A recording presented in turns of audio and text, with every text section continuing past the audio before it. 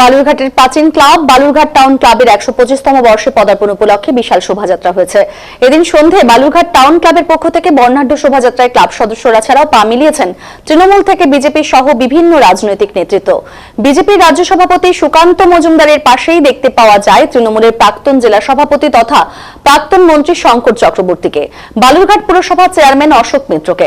পরস্পর বিরোধী দুই রাজনৈতিক দলের নেতৃত্বকে শোভাযাত্রায় পাশাপাশি অংশগ্রহণ করায় সাধারণ মানুষের মধ্যে ছড়িয়েছে গুঞ্জন। যদিও বিষয়টিকে রাজনৈতিক সৌহার্দ্য বলেই জানিয়েছেন বিজেপি রাজ্য সভাপতি তথা বালুরঘাটের সাংসদ সুকান্ত মজুমদার। তিনি জানিয়েছেন এটি কোনো রাজনৈতিক কার্যক্রম নয়। বালুরঘাটের সুপ্রাচীন একটি ক্লাবের ১২৫তম বর্ষে পদার্পণকে কেন্দ্র করে শোভাযাত্রায় অংশ নিয়েছেন মাত্র।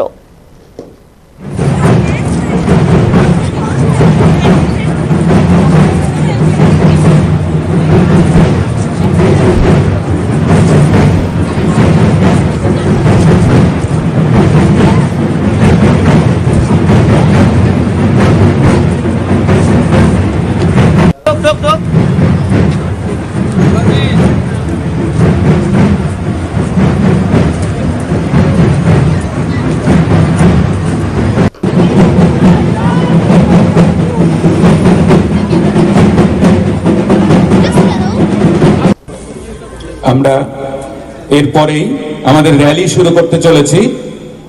একটু র্যালির দায়িত্বে যারা আছেন তারা অনুগ্রহ করে শুনবেন। শুরুতে আমাদের টাউন ক্লাব শতাব্দী প্রাচীন ক্লাব, যারা ১২৫ বছর পূর্ণ করেছে এবং এই জেলার ক্রীড়া ক্ষেত্রে তাদের অবদান অনস্বীকার্য।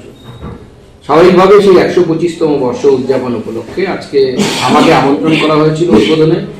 আমি এবং অন্যান্য যারা রাজনৈতিক ব্যক্তিত্ব, বিভিন্ন দলের চেয়ারম্যান থেকে শুরু, বালুরঘাট মিউনিসিপ্যালিটির চেয়ারম্যান থেকে শুরু করে প্রাক্তন মন্ত্রী, বর্তমান ম্যাকিনটোশ ভার্নের কর্ণধার শঙ্কর চক্রবর্তী সহ আরও অন্যান্যরাও ছিলেন, কাউন্সিলররা ছিলেন।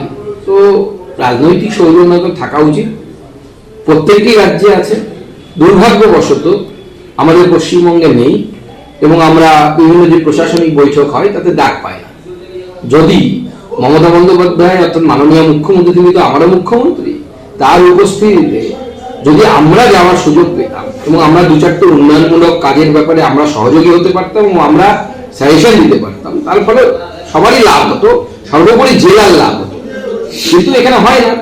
তো আজকে হয়তো সেগুলো দেখে মানুষ হয়তো ভাবতে পারে যে নতুন কিছু শুরু হয়েছে, কিন্তু এই ধরনের রাজনৈতিক শিষ্টাচার গোটা ভারতবর্ষে আছে, এক্সেপ্ট পশ্চিমবঙ্গ।